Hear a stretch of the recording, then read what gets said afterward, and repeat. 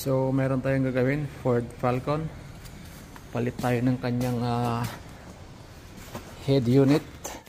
So papakita ko lang sa inyo yung problema nito. So turn on natin yung susi. So ito yung kanyang head units. So kung makikita nyo, gumagana yung sound, pero wala siyang blanco yung screen. So yan yung problema niya. So yan yung ating gagawin, blackout na yung screen niya. So yan ang papalitan natin. So right, let's go. So ganito lang to sa taas, sikwatin nyo lang dito sa gilid-gilid, dahan-dahan lang kasi medyo malutong-lutong siya. Ito naangat na yung kabila, yan yung may plastic lang siya dyan na clip. So yan lang natin, ganyan lang. So ganun lang, yan lang yung lock nya. Dahan-dahan lang kasi minsan nababasag to eh. So right, tapos may dalawang bolt dito, screw. Yan, tatanggalin natin. Yan. Dalawang screw dito. Yan. Yan. So tanggal lang din to. Ayan. Plastic lang din yung kanyang locks. Tapos yung connector nito.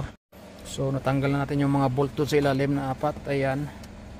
So hatakin natin tong screen na buo na ganito. So ganito lang. Hatakin lang to ng buo. Ayan. Tanggalin lang tong mga connector sa ibabaw. Una. Ayan, mga connector dyan.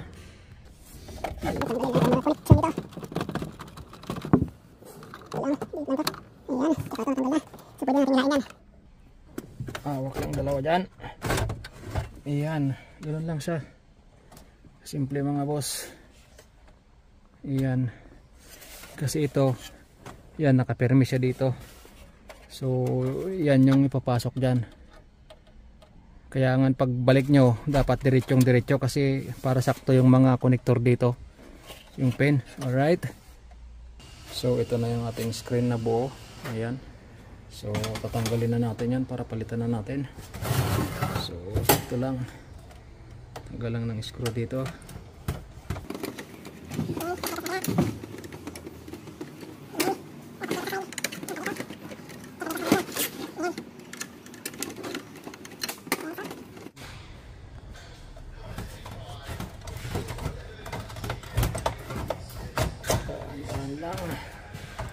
So ayan na. At ito na yung ating bago. Ayan. So kabit na natin. So ganito lang din ang pagkabit. Dahan-dahan lang din.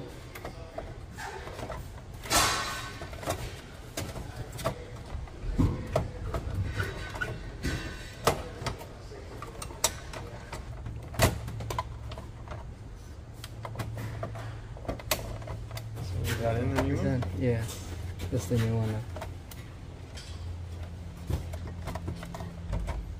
So that's it.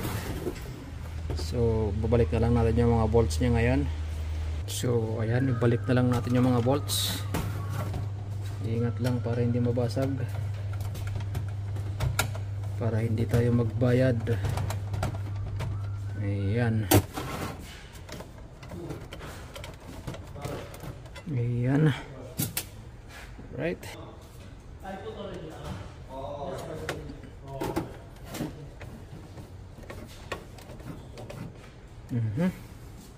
So alright, ito na siya ngayon. Ayan.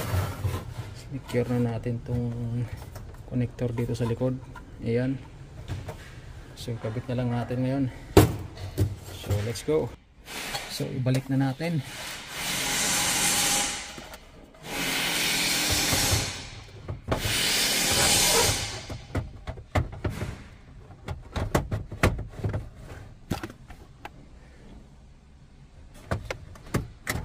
May guide naman yan, so hindi kayo makakuan. Basta inulak na lang. Ayan. So ganun lang.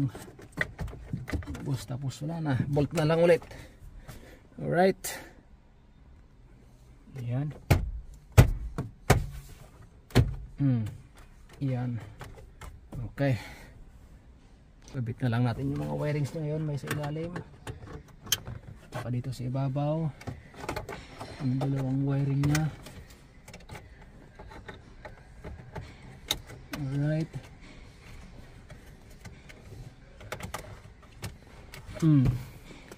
Ayos.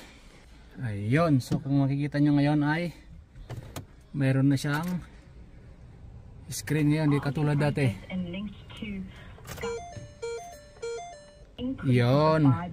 So kung makikita nyo ngayon, turn off natin yung radio, tapos i-on ulit, off ang AC. Ayun. So kung makikita nyo ngayon, alright. Ayos. So scan tayo. FM. Yun. Alright. Success. Turn on. Turn on lagi natin. Ayun. Oh, may sounds na tayo.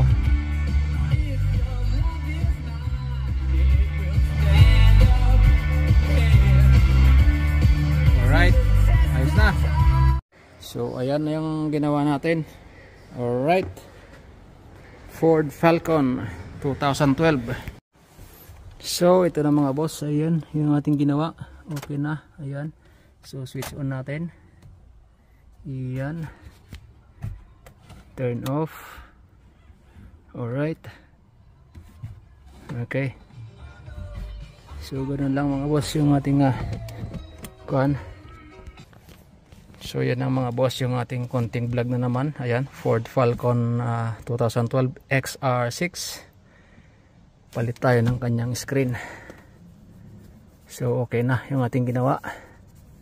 Alright, that's it.